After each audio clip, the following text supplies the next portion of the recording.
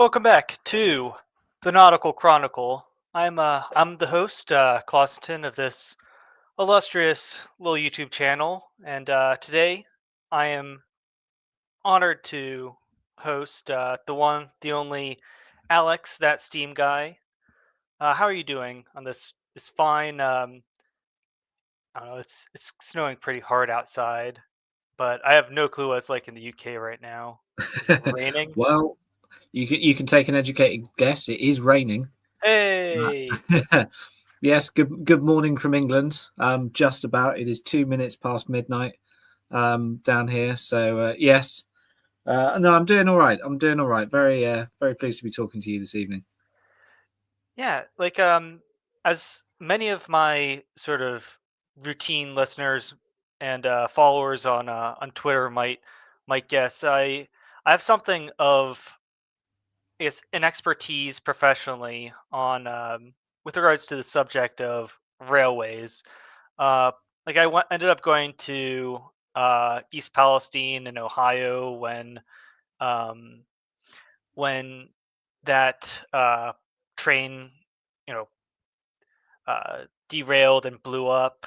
I sometimes post topically about various, I don't know, steam and railway related topics. I of course hate railway unions professionally.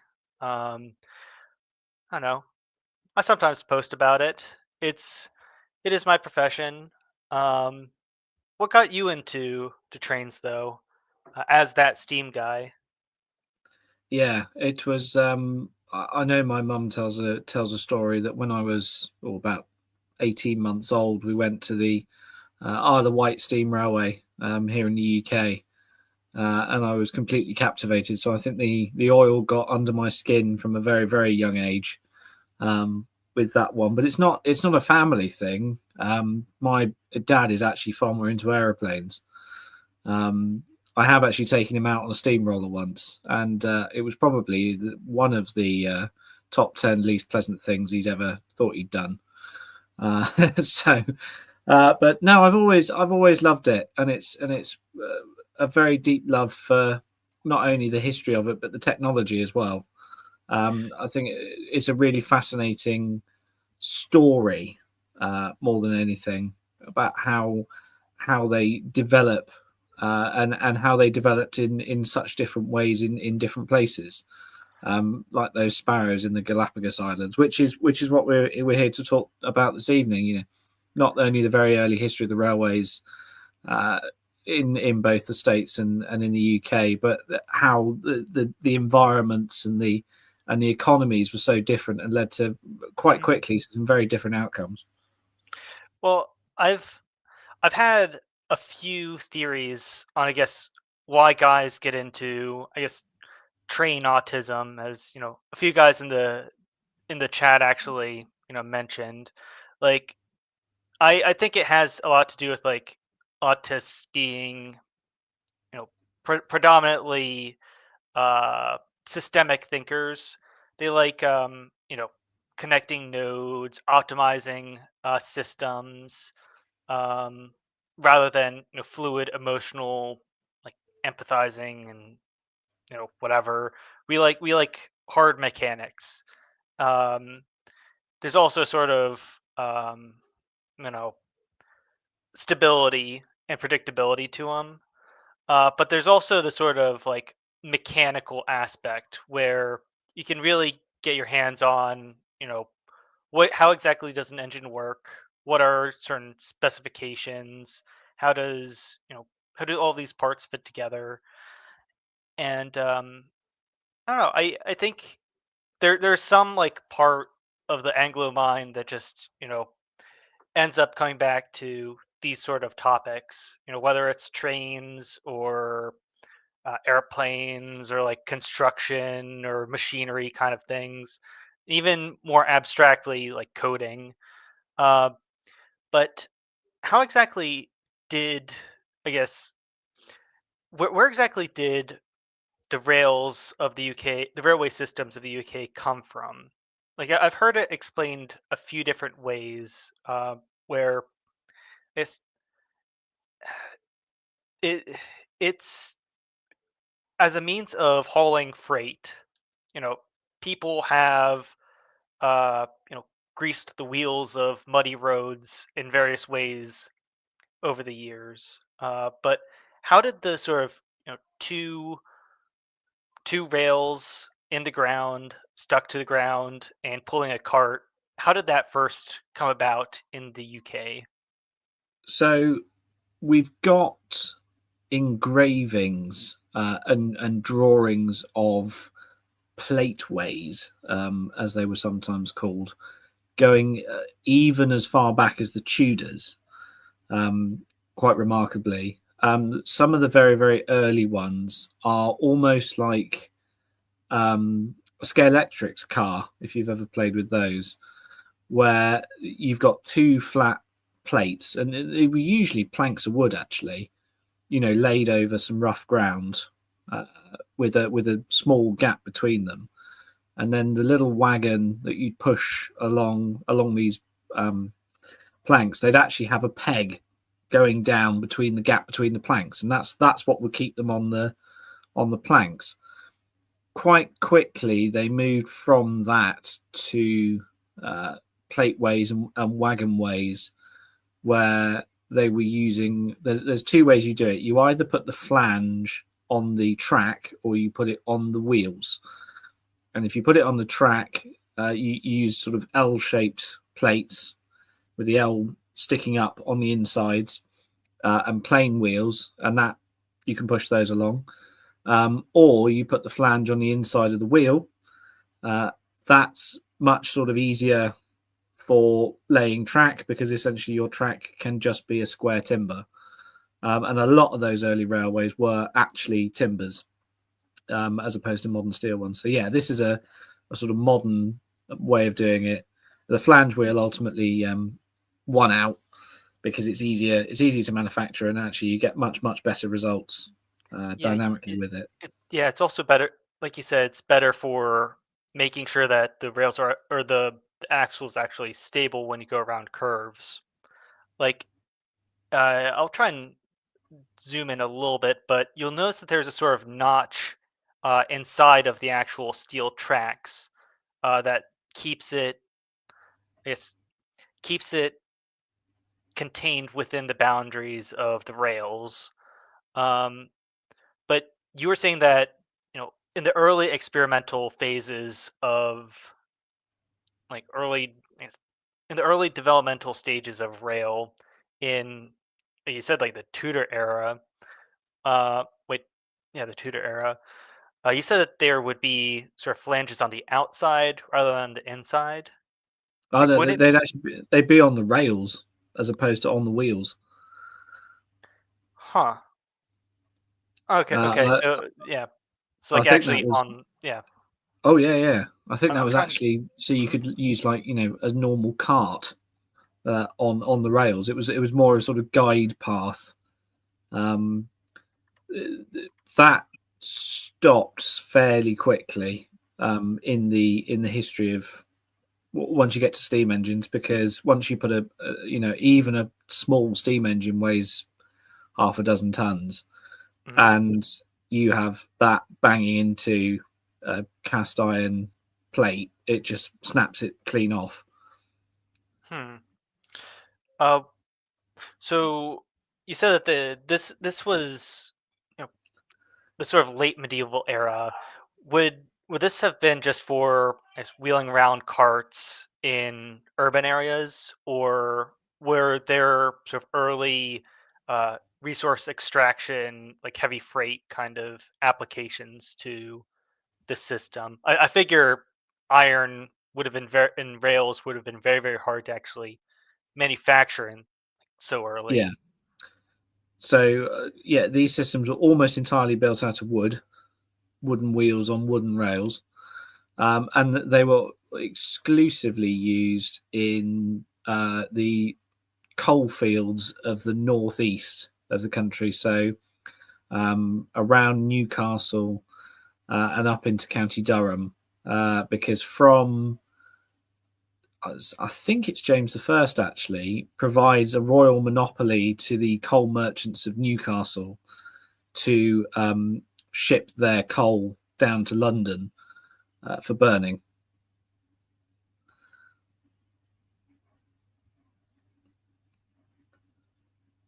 I'm sorry, I was muted.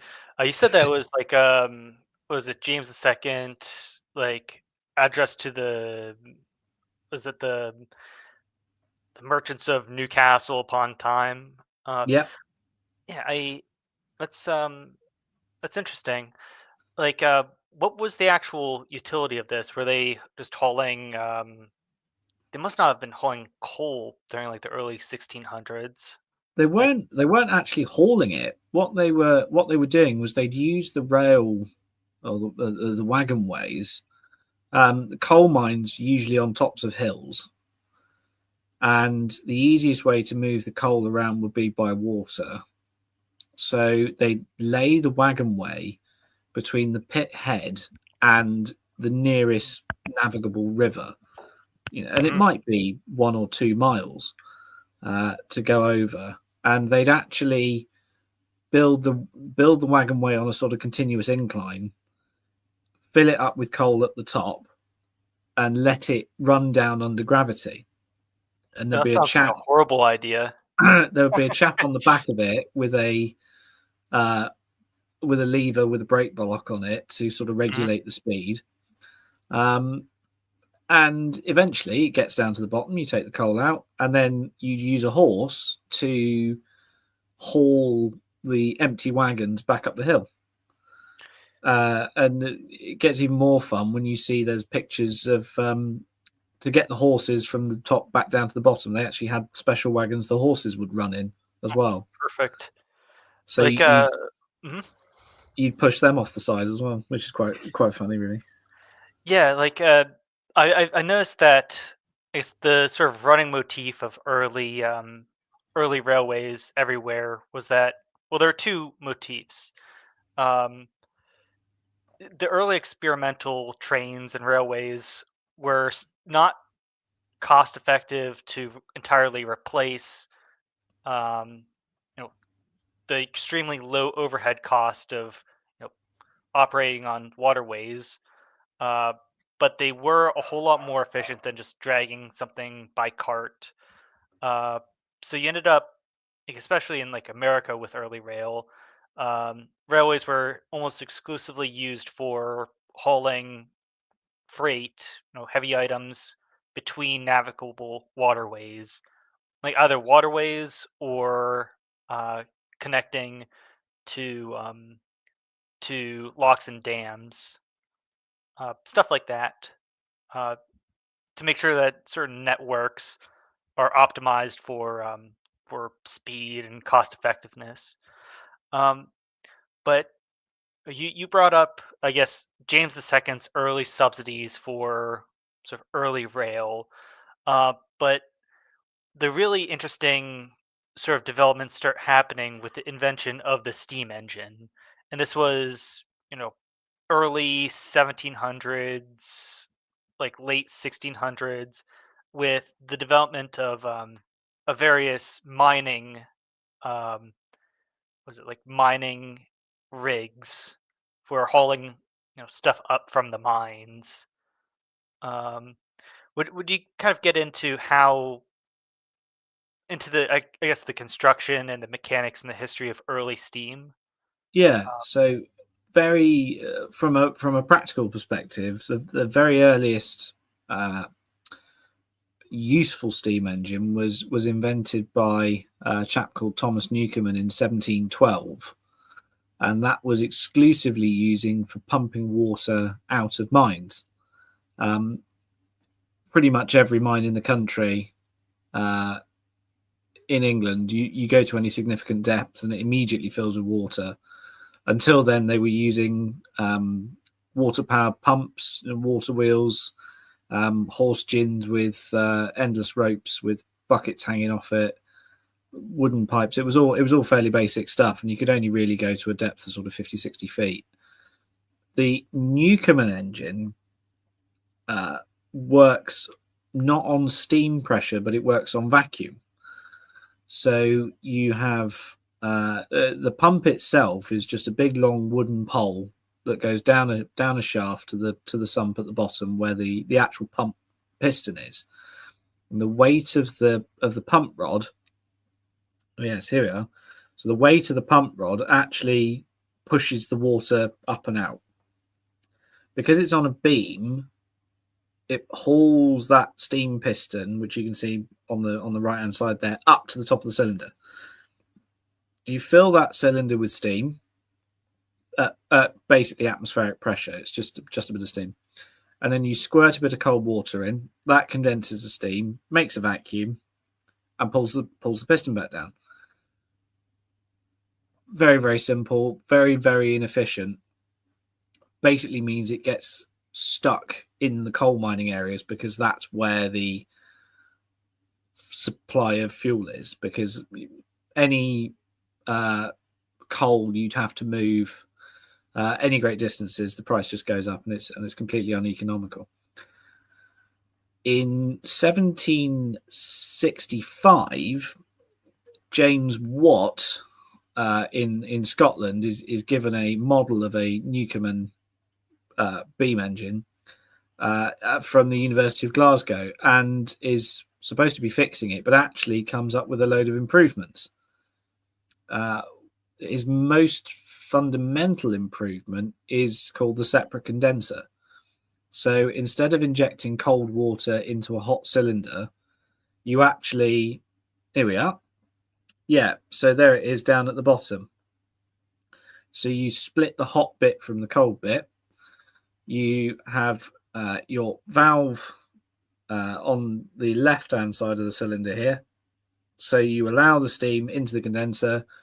It then gets condensed back into water, pulls a vacuum, and then there's a supplementary rod there you can see, which runs a little air pump. So the condensate and the air, any sort of surplus air that got into the system, gets sucked back out the condenser. So it's always running at a constant vacuum.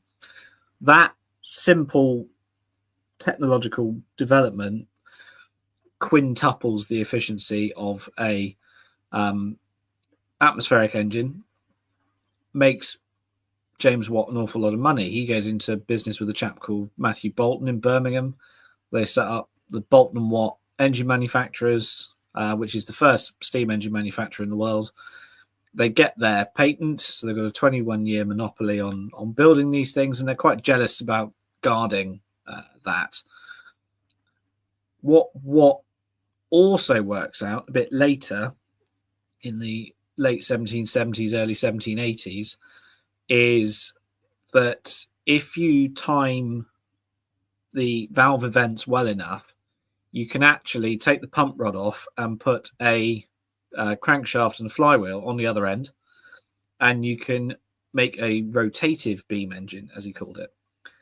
Once you get a rotating shaft, you can use this engine to drive machinery. And that really actually kicks off the Industrial Revolution. I mean, it's literally revolutions of a turbine, or yeah, it's literally revolutions. Um, Literally revolutions. Yeah. and this ends up being, I guess, how virtually all electricity is like generated, you know, for the rest of eternity. We can't keep getting away from, heating water and spinning wheels. Um, just the overall motif of industrial machinery. Um, but how does, I guess, this early steam engine become incorporated into, I guess, early locomotives? Like, who are the So, main pioneers? so really, it comes down to one chap in Cornwall called Richard Trevithick, who, the problem they've got in Cornwall, there's an awful lot of tin, copper, arsenic, lead, you name it, white clay, kaolin for making bone china down here, but there's no coal. So they've got an awful lot of these Watt beam engines and a couple of Newcomen atmospheric engines running away, pumping out the mines. And the roads of Cornwall get clogged up with cartloads of coal trying to come down from South Wales. It comes across the Bristol Channel, and then they've got to get it to all the engines. So Trevithick is they called him a mine captain, which is sort of general manager come chief engineer type person. He develops the concept of what he calls strong steam, which is high pressure steam. So this is now working at above atmospheric pressure. And the two things he finds with that is, one, you can make an engine much more economical, and two, you can make them much smaller for a given power output. And the sort of logic of the machine is, well, if I up the pressure and that means the engine's smaller, there must be a point where I can up it enough that the engine is small enough that it can actually drive itself along.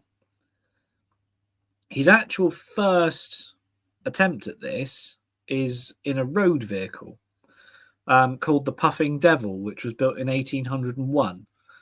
And there is a replica of it that was built by the Trevithick Society down here, and I saw it over the summer. And they bring it out every day for Trevithick Day in Camborne, and it's a wonderful little thing. Yeah, Richard Trevithick, he did do a load of the Cornish beam engines. He worked on what they call the Cornish principle, which is a refinement of the Watt principle. But yeah, he then moved into high pressure engines. He then builds another one called the London Carriage, which is, he manages to crash that into somebody's hedge. But Jeez. he then moves, right. If I probably for exactly that reason, if I can't control it on the roads, I need to try and control it on a tramway. And in fact, this one you So can quick see quick there. It's, question. yeah, How fast could this thing actually go? walking speed, really. Like, In fact, on this one you can see there it's got plain wheels and on a flanged rail.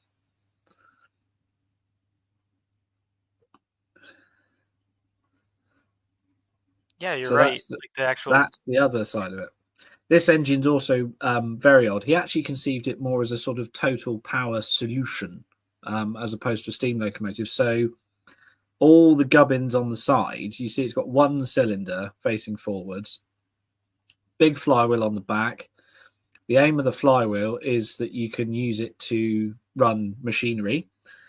And the gears actually only operate the two wheels on this side of the engine. The wheels actually sit on a dead axle. So it is only left-hand drive. So you're saying, like, I guess in the perspective of this picture, only the two um only the two wheels on I guess the left hand side of this would actually move, Yeah, or would it be the right, based on yeah. the perspective, something like that. Only only the ones with the gears on them are actually powered. Gotcha.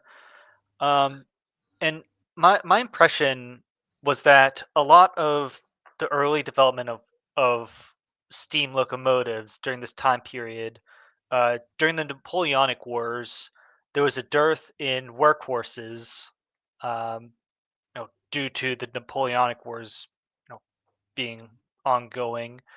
So there was a price incentive to actually develop alternatives to hauling stuff with workhorses. So you end up with, these wacky little experiments that end up, you know, boosting sort of nascent industrial revolutionary, technological developments just out of necessity. Um, but what were some of the other, I guess, so we have this sort of you know rudimentary locomotive that is coming out in, the very very early 1800s. um what so where does it go from here? uh like there are a few different ways that there are a few different innovations that happen afterwards, but where, yeah, yeah, the audience actually guessed it with Stevenson. But where does it go from here? So it goes off in a couple of different directions. As you quite rightly say, the next real developments happen in the sort of 18 teens, because the price of horses and fodder just goes completely ridiculous. There's a couple of bad harvests as well as the Napoleonic Wars. There's an engine built by uh, a chap called Matthew Murray called Salamanca after the great victory in the Peninsular Campaign. That is a fascinating little engine because it ran on the world's first commercial, I suppose, steam operated railway in Leeds.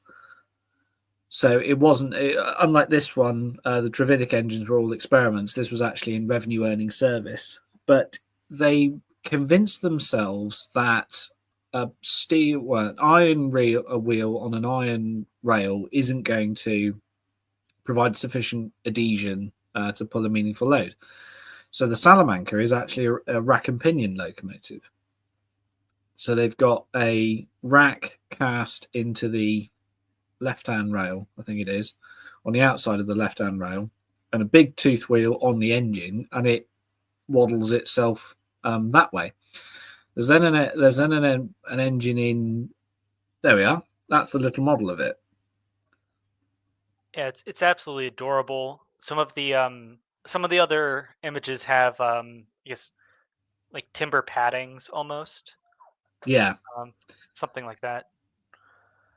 yeah. It was quite common to put a band of nice teak or something round it with some nice brass bands to make it look nice, but also, of course, for insulation to try and keep a bit of heat in the boiler. This engine, you can also see one of the crucial developments is it has two cylinders instead of one. Hmm. So you get over the top dead center problem. So the two cylinders themselves are 90 degrees out of phase. So if one of them happens to be on top dead center, the other one's mid stroke. So you can always pull away. So The how is this actually used? so And this mhm. yeah. So this one was used again for hauling coal. All the early engines are for hauling coal from on those wagon ways from the mine to the ships, and then hauling the empties back up to the mine. But whereas a horse might be able to pull one or two empty wagons, a steam engine like this can pull 30, 40 wagons. So, yes, it's even for the time, it's complicated and expensive and it might explode. But the saving in horses is enormous. So they slowly start carving themselves out a niche. There's then one called the Puffing Billy, which is at Wylam Colliery. That's the engine that proves that actually you can drive the wheels and it will work pretty well. That's debatably the oldest engine in the world that still survives. So that's 1816, the year after Waterloo, and she's in the Science Museum in Kensington. And there's a replica of that one actually as well. Stevenson is on the scene from about this time as well. Yeah, so you can see there we've got the two cylinders, the overhead beams, and the connecting rod down to there's a crankshaft under the boiler, and then gears distribute the drive to both axles. So what you're saying is all of the wheels are actually powered this time. All of them are powered, yeah. um, so the sort of titular figure that we're approaching is George Stephenson. So what innovations does he make to steam engines? I will say the funny thing about George Stephenson is that he doesn't really innovate. But what he does manage to do is think of the steam locomotive as part of a railway system. So he's the one, he's quite mechanically minded. He does build engines. He gets a reputation for building good engines. He's also got the um, iron wheels on iron rails. The wheels are flanged, not the rails. And he also manages to work out that instead of using cast rails, you should be using wrought iron rails. So this is one of his very early engines. You can see hedging his butts against whether or not you can use a connecting rod. So we've got a chain linking the front and back axle. This one also, actually, those comedic feet are actually an early attempt at suspension. But instead of using iron springs, they are actually boiler pressure. So they are 4 cylinders uh, where the boiler pressure acts as the springing force. So So, I want to double back real quick. The difference between wrought iron and cast iron. Uh, so cast iron is the issue that it's just too brittle, and it ends up with all sorts of critical defects. Why do they end up? Why does he end up proposing a switch to wrought? so they used to, you can see down here, the rails are cast in small sections between the stones. So each bit between the stone, each fish plate is its own casting. And then it's held in with a pin. So those were very good. You could mass manufacture those fairly easily. It's not a complicated shape. When you have an unpowered wagon on a cast iron rail, the material is forgiving enough that you can get away with that. When you've got a steam engine going across it, as you say, the open grain structure and the faults in the castings and all the rest of it, it's just too brittle and it just snaps. So wrought iron, where it has been hammered into a shape, the grain has been compressed into layers, and that gives you much more tensile strength, and it also gives you a certain amount of give. It becomes far more ductile, so that as the engine rolls over it, it'll bend as opposed to just snapping. Gotcha. Um, so as you're saying with Stevenson, his major contribution, like of course the sort of legendary invention of his was the rocket, right? Um, but he also what was it? He it is isn't his other invention, the Stockton and Darrington like railway or something like that. Yeah. Um, So yeah, the Stockton and Darlington Railway, which confusingly actually goes to Shildon, which is a bit further than Stockton, um, is the first public railway, as they call it. So it was built by Act of Parliament. It's not the first one in the world to do that, um, but it is what they call a common carrier. So previously, railways were built by sort of consortiums of mines to carry their coal to their docks. The Stockton and Darlington Railways sets up the premise that as a common carrier, if you turn up with a load of stuff, we will carry it for you for a price. Those fees will be publicly available in the catalogue, but they try to initially run the railway as a almost like a toll road. So they build the railway and then say, if you have your own engines and carts, you can run them on our railway for a toll. The problem with that was that it was mostly single track with passing points.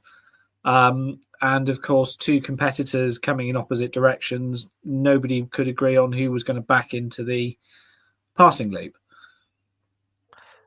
so A, there's the logistical issue, but B, I've heard that I guess being a passenger on the first passenger rail is kind of hellish. Um, one way of putting it.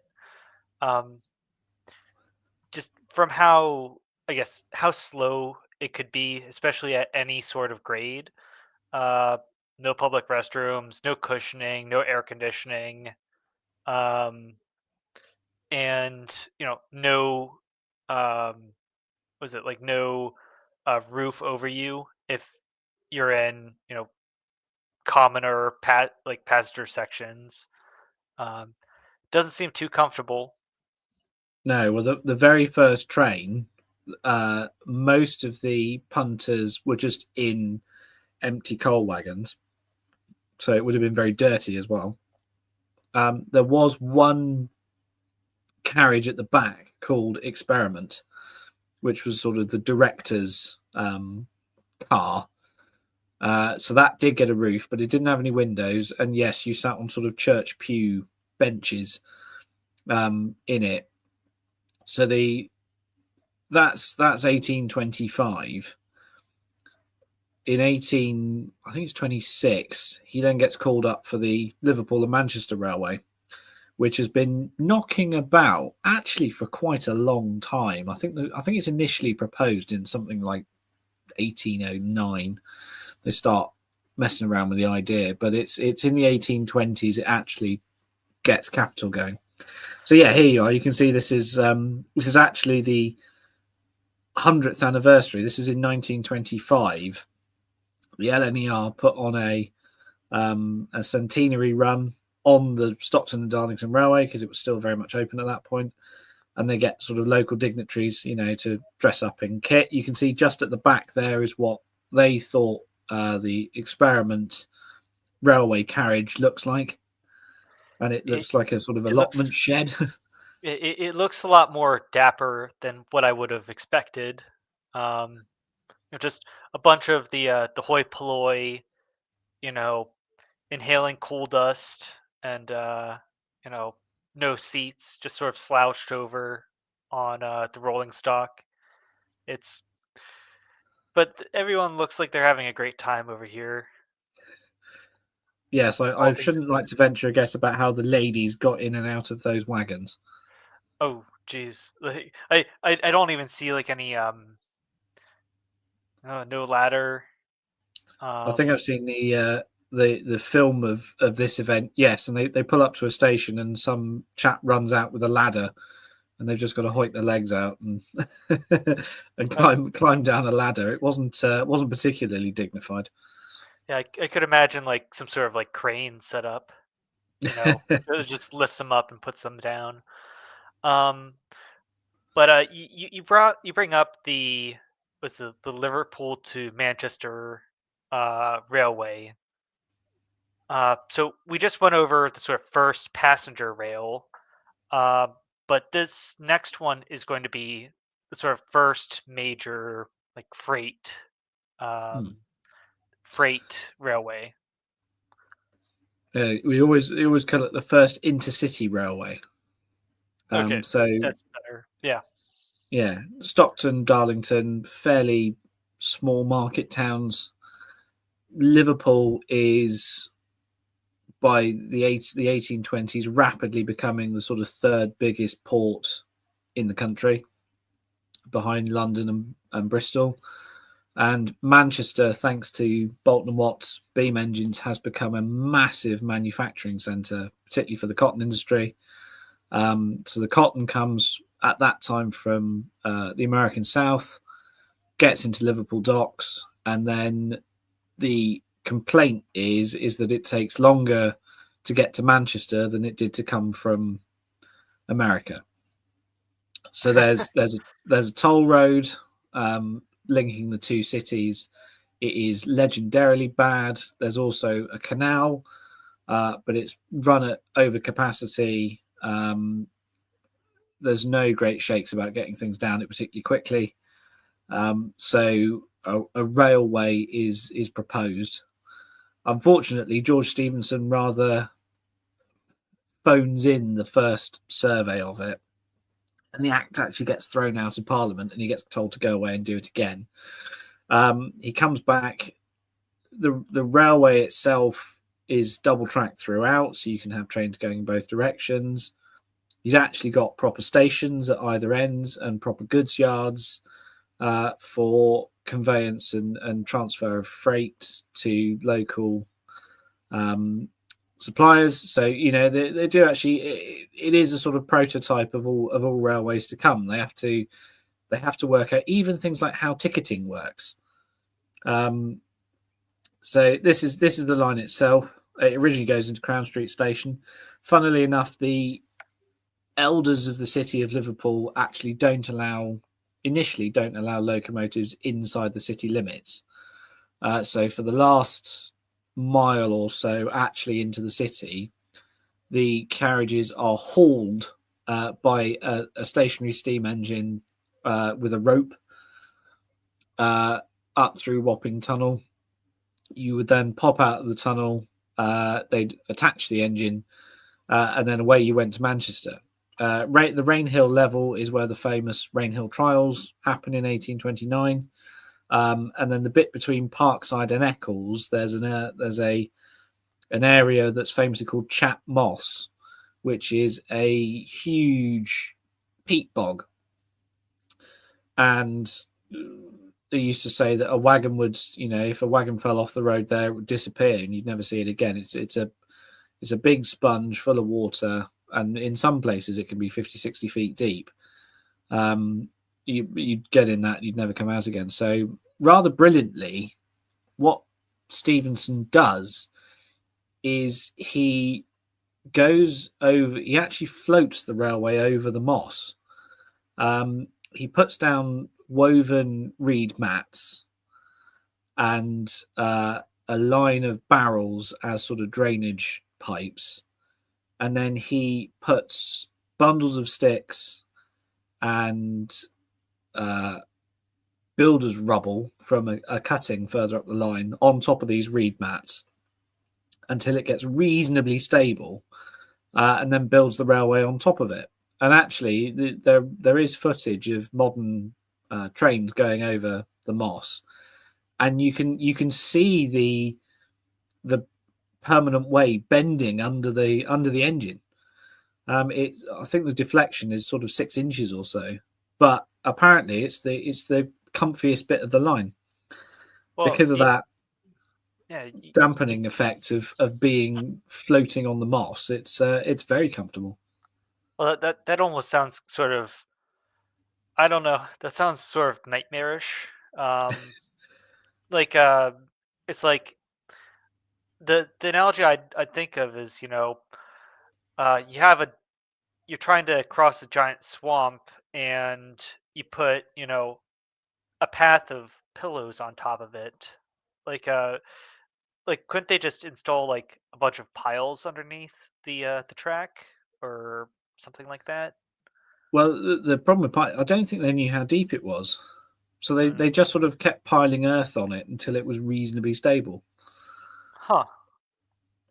Um, Yeah, and so it's worked for 200 years, so yeah, just 6 inches of deflection just sounds sort of it's like probably less than that.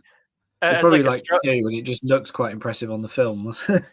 yeah, like as like a structural engineer, I think half an inch of deflection on anything is imminent failure is coming to whatever member you're talking about. But half a foot just sounds like you're asking for trouble.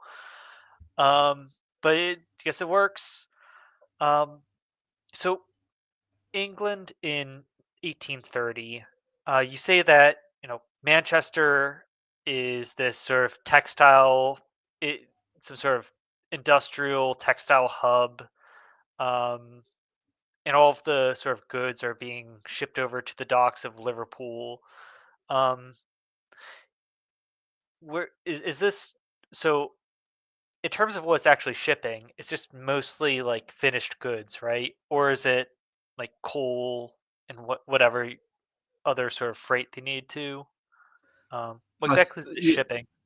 Yeah, I think it's mostly cotton going, unrefined cotton going east, and finished cotton goods going west. Um, but then there's an awful amount, or an enormous amount of passenger traffic as well. The visitor numbers on the railway completely blow the directors' expectations. I think they were expecting, 10,000 people a year to use it, and in year one they had like 500,000. Um, it's much, much more popular than they were expecting. But all as a common carrier, again, it were all things. If you wanted anything coming, so yeah, it would be coal, manufactured goods. Very, very quickly, the Royal Mail starts seeing the virtue of using trains. So the first letters start getting carried by trains. Not long after the opening. Livestock is another quite common one, particularly from some of the more rural stations into the city. So instead of droving the animals in on the public highways, uh, where they are, forced to walk and use up their valuable reserves of fat. By the time you get to market, you can load them on a train, and they turn up absolutely fresh and ready to go, and you can get top price for them. So that's another thing that grows out of this, and of course back in those days, you would be moving an awful lot of fodder and hay and food and things like this. Liverpool does an awful lot of a lot of stuff. Booze is another classic one. Lumber was another one. Anything sort of big and bulky and heavy, because even back then, a lot of our timber was already starting to be imported. Hmm. Like I came across, like, I have a book on the shipbuild. It's like the shipbuilding business. The Society of Naval Architects and Marine something or another. Um, it had this sheet on when all of the usable timbers for sailing ship masts went extinct in various countries. It's like 1500s, Italy doesn't have anymore. 1600s, no more in like Spain. 1700s, like France is pretty much dry. Uh, you know, 50, no more big timbers in the UK. 1870, Scandinavia and most of the east coast of America is just gone. And increasingly there's like less and less ship timbers until eventually, steam, I mean, steel hulled ships come around, but that's a different stream. Um, but speaking of sort of steam ships and steel ships, Isambard Brunel. Hmm. His career should be starting around this time, 1830. Um, I've always seen him as, the most Victorian man. Um, but how does his career fit into the history of early rail? So I think at this time he's still working on the Thames Tunnel, which is the first tunnel bored under the Thames, and it's also one of the very earliest uses of a tunnelling shield, where instead of just having a bunch of chaps randomly hacking away at the earth, making something roughly tunnel shaped, you actually have the tunnel shape as a frame. It might be sort of 3 guys high by 5 guys across or whatever it is, and each man has his own little spot he digs away at, and then there's some screw jacks behind it, and you move the tunneling shield forward as they dig it, which then the shield actually supports the earth whilst it's being dug out, and then as you drive it forward, the gap between the tunneling shield uh, and what you've built, that's where you put your brickwork in to hold up the tunnel wall. So it made it much safer. I mean, they did have sort of 3 or 4 floods, but it was early days. Uh, Brunel comes to the railway scene in the sort of mid 1830s, 1835, really. He's approached by the there we are. He's approached by the alderman of Bristol because the Liverpool and Manchester Railway is going such great guns. They are worried that Bristol is going to become a bit of a backwater, and all its trade's going to go up to Liverpool. So they want a line from London to Bristol, and it's 117 miles, I think it is in here. So the Liverpool and Manchester is about 25, and 4 years later they're thinking of building one that's 5 times longer. There's also the London and Birmingham Railway happening at the same time, and that's being done by Robert Stephenson, who's George's son. Brunel is a civil engineer. He's not a railway guy. So his obsession is to build a railway that is as flat and as straight as possible between London and Bristol. Fortunately, about 2/3 of the way, you're basically following the Thames up the Thames Valley, because it's quite a long river actually. You then come away from the Thames into the sort of South Cotswolds and the Wiltshire Downs. He actually sites his loco works at Swindon, because then it gets fairly hilly as you go through Bath and then down into the Avon Valley, and into Bristol on the west coast of England. Brunel, in his typical fashion, won't be told what to do and doesn't have any presuppositions at all. Up until then, all the Stephenson railways have been built to a gauge of 4 foot 8.5 inches. So the gap between the rails is 4 feet 8.5. Brunel thinks this is very silly and arbitrary, and comes up with his own gauge of 7 foot and a quarter inches. So it's a massive, massive broad gauge. And he also comes up with his own method of building track. So traditionally, as you've always seen it, you've got the 2 rails. The rails sit in chairs, and the chairs are bolted to the sleepers. We call them sleepers. I know the Americans, you call them ties. And Well, they're quite. I sometimes refer to them as sleeper slabs or like sleepers, depending on what you have. Ties has more of a connotation for like specifically timber ties, but that's just me. But as you say, most trains, use standard gauge, and we still use standard gauge to this day, where the 2 rails are, 4 foot 8.5 inches apart from each other. Brunel says, boosted by 10 inches, and let's have bigger, squatter, more stable, like lower to the ground trains and Well, that's rolling not even stock. broad. That's Indian broad gauge. That's and Russian broad gauge. That's 5'6". No, he goes to 7 feet. I'm sorry. This is like the first one that came up that seemed applicable. I'd double it. I'll just try and pull it up over here. But yeah, that's almost psychopathic. Like, how do you even have an axle that can support something like that? So what he does is he in a rare moment of humility, he accepts that he's not a locomotive engineer and he doesn't really know what he's doing, but he gets a letter from a rather precocious 19-year-old called Daniel Gooch, who basically writes him a letter saying, look, make me the chief mechanical engineer. I'll build you a proper, engines like you've never seen. The great thing about the 7 foot gauge, particularly with these early engines, is, as you say, you have so much more space to arrange the cylinders and the boiler, so you can make everything big.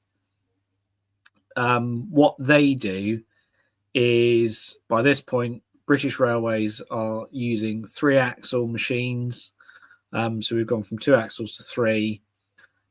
he starts building three axle. They call them the Firefly class, which is a lovely name. In the very late 1830s, about 1840.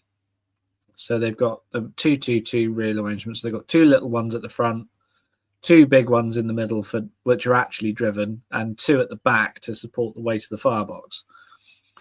The only problem with this is that these engines are now getting so heavy that they start snapping their front axles, as you say. And essentially, what they do is just put another one on.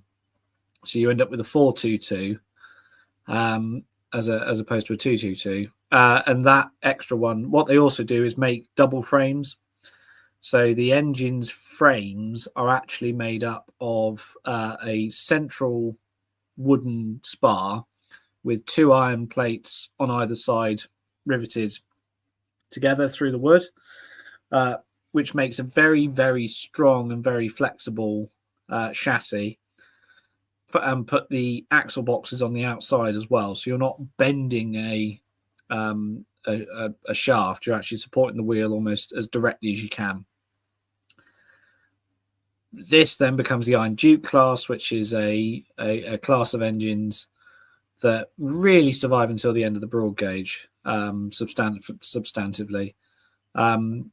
Very, very powerful machines, enormous machines for the time, more than capable even in the 1840s at running at 65 miles an hour on Brunel's broad gauge. There we are. And no cab, which in England is a fearsome proposition. It's it just looking at some of its specs, it just seems like I don't know, like a hulky death machine. It's just so bulky. But Jesus, this is a behemoth to actually look at. In in terms of Brunel's other, I guess, Brunel has a sort of reputation of ambition outweighing the profitability of his imagination, the profitability of his imagination. Where he has these, like he has a dream of the biggest and the bestest trains, uh, and he does it. And he has he's a civil engineer who spends a significant amount of time, building railways and trains and bridges. But out of left field, he's like, I'm going to build a boat, and it's going to be the Yeah, biggest and the bestest boat that is indestructible. It can't even it can't even be destroyed by its own engines blowing up several times or running into whatever you want, whatever it wants. So that's was the Great Western and the Great Eastern, um, and I think it was the Great Eastern that ran into ran into the ground and blew up and survived all the way up until like World War I, but just wouldn't die. Something like that. yeah, Um, she was the one. So everybody who touched her lost money, so she cost way more to build. So John Scott Russell, the shipbuilder, went bust. Um, the Great Eastern Steam Navigation Company never made any money because the ship was too big. She was, used by the government for cable laying, for telegraph cable laying, and she was actually quite good at that. So that was her niche. That's what she found. Then she was a massive billboard in Liverpool Harbour, so she sat on the opposite side. Yeah, first run boiler explosion. I think she did run aground. She certainly hit a rock and sustained more damage than the Titanic, and just shrugged it off. Yeah, an enormous piece of it. I mean, they didn't build a ship that big for another 40 years. yeah, uh, and I think we're just about to, I guess, the sort of golden age of rail between like the 1840s and maybe the 1910s. Like, what would you say is like the sort of golden age? Um, I'd say that the golden age is probably yeah, 1880 to about 1910, really. But before 1880, so before we get onto the American stuff, the British sort of story in Slack Handfuls is after this experimental phase, we get the railway mania, which is sort of regarded as the first like .com bubble, where people get wildly over excited about tech stocks, but these are railway companies. Um, there's a lot of financial finagling and insider trading and straight up fraud. But basically, most of Britain's railway system gets built in the sort of 15 years between 1835 and 1850. Um, a lot of it is built quite cheaply to cut costs and increase the profits for the initial shareholders. They've got a bit of a reputation in the 1860s for not being the most reliable things in the world, but they just about get through it. 1870s into the 1880s, they do a lot of the railways that haven't gone bust. End up being rebuilt to proper spec, essentially, and there's various acts of parliament which demands, your carriages have got to have roofs and somewhere for people to sit, and so things like this. So the quality of the service improves. In the 1880s, you start getting proper developments like catering services improve. Corridor stock starts coming in with and bogey stock. You get this sort of the very start of that, and the idea of railways for pleasure excursions comes in that, which really kicks off in the first great races to the north in the 1890s, where they really push quite hard to cut journey times and improve services. Leads to the Edwardian period, which really is the sort of golden age of railways up to World War One. Mm-hmm. So that's the British story. So Well, should we? well, I do believe that I actually have some somewhat stringent time limits on today's stream, unfortunately. With regards to sort of the American boom, you know, our boom only really like we had our sort of early stumbling in like the 1820s and 30s, but it really kicked off in the 1860s when we sort of standardized our railway gauges and sort of made our great expansion westward, connecting the east and west and developing all of our industry after the Civil War. And you know, through various consolidation and very very corrupt robber barons, we end up with like this very perverse system by the turn of the century. Um, but that I do believe that is something of a story for another time. I do believe that we actually covered, I guess, the early history of British Rail quite well. Um, I might have you on at some point after the new year during my new in my next round of live streams. But is there anything else that you want to cover in terms of, I guess, early innovators, early models for steam trains, anything like that? Um,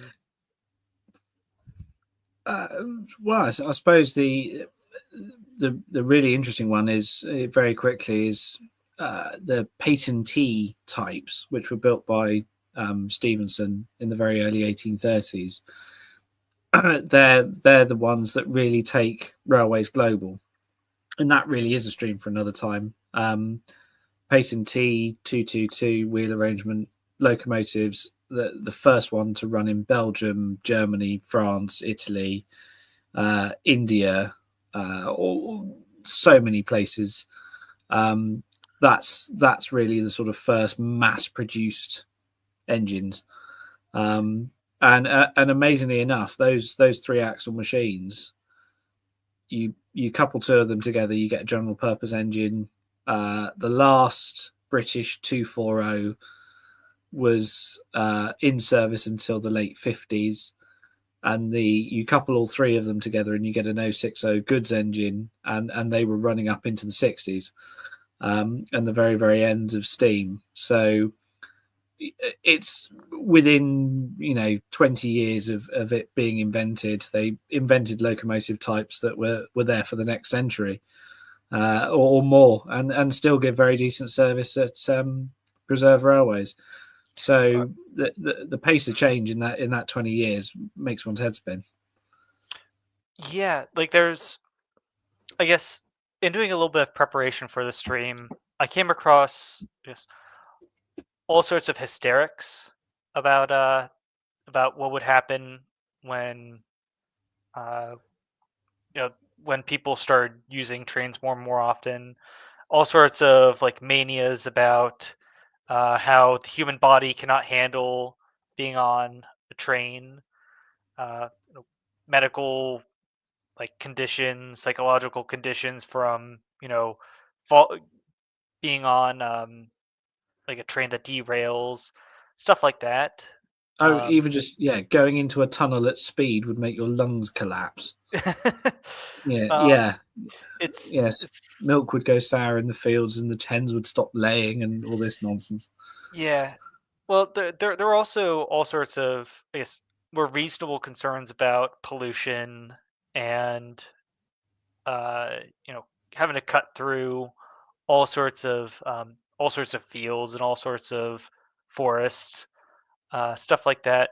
The increased use of like coal causing economic booms in the north, but at the same time, you know, smoggy, hellish uh, conditions.